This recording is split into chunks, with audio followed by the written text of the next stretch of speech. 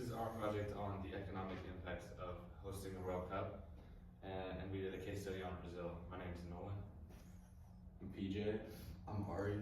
I'm Ben recording. Okay, next slide. So, this graph shows the GDP of Brazil starting in the year 1960 and going until 2024. As you can see, there was a rapid upward trend from the year 2002 until 2014, when that upward trend stopped and began to decrease. Why did this happen? So in the green is the year that Brazil hosted the World Cup, which is 2014, and the GDP rises until the World Cup happens, and then it starts to fall. GDP reflects the overall economic activity and generation of wealth of a country. However, this can be a deceiving metric for the wealth of a country because GDP reflects government spending. The government of Brazil spending surged to an all-time high before the World Cup because they spent heavily on infrastructure and tourism-related projects. And after the World Cup, the GDP began to decrease. This can be partially attributed to the government spending following the World Cup. However, there were other economic factors that contributed to the change in GDP. And this next slide, the yellow shows the year that Brazil hosted the World Cup, and instead of GDP, this is GDP per capita, just to further strengthen the trend of like a decrease in economic activity. Okay, so here's a graph of the unemployment rate in Brazil between 2010 and 2020. And so in the years leading up to the 2014 World Cup, Brazil experienced a pretty significant period of unemployment, of declining unemployment, reaching its lowest point in 2014.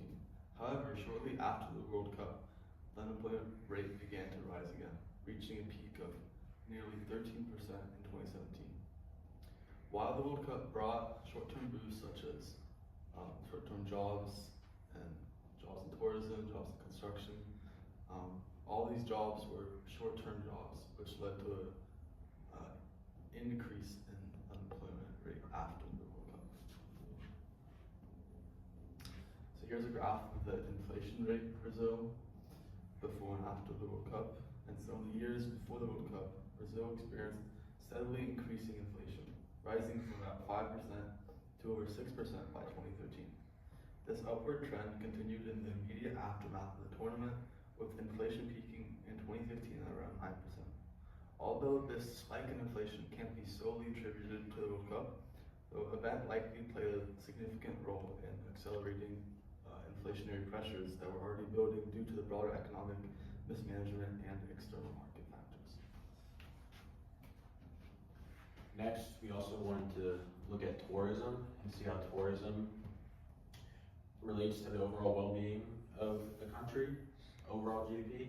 And here we just have tourist arrivals in Brazil. And as we can see, the year 2014, it increases a lot due to the World Cup and then drops a little bit and goes back up for the Olympics. But as we see in this next graph, that doesn't necessarily relate to how much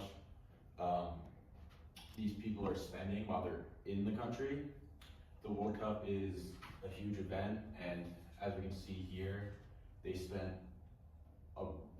internationals spent a ton of money in Brazil, and even for the Olympics in 2016, they did not spend nearly as much.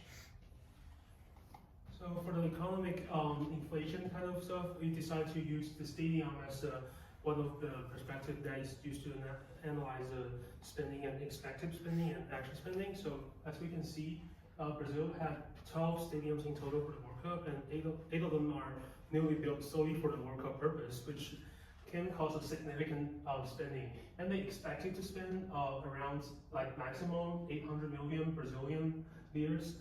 But actual spending here, you can see that a lot of stadiums hit 1,400 million Brazilian leaders. So that's wildly over budget. And as you can see, the budget overrun. Only 10 stadiums have a budget overrun, and only 2 of them don't. And as of today, the Brazilian lira to US dollar is 0.18, but by then it was 0.45. So it was a significant financial burden to Brazil. So yeah, that's it. All right.